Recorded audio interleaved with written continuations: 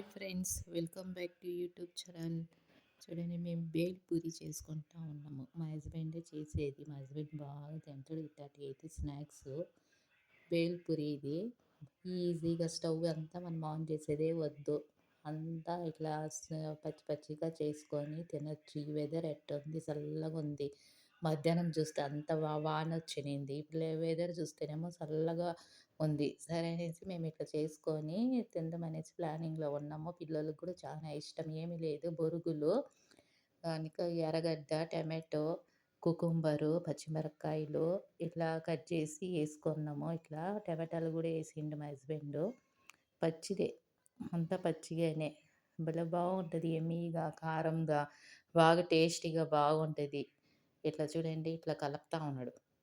మెత్తగా అనుకోవద్దండి. బాగా మాట్లాడతాడు, మాట్లాడిపిస్తేనే. ఒక అరుపు అరిసిండనుకో నాకే భయమేస్తది. కొంచెం పసుపేసుకొనిండు.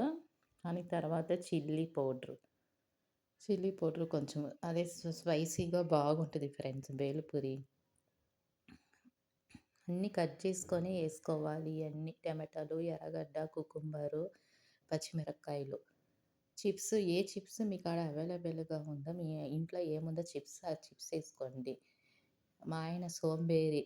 షాపుకి పోయేసి చిప్స్ తీసుకొనొద్దాంలే అని లేదు, కూర్చున్న జాగాలోనే ఉంటాడు. అందుకే ఇంట్లోనే చిప్స్ ఉన్నింది, చిప్స్ ఏసుకున్నాము. ఈ క్యారెట్ ఉంది గదా!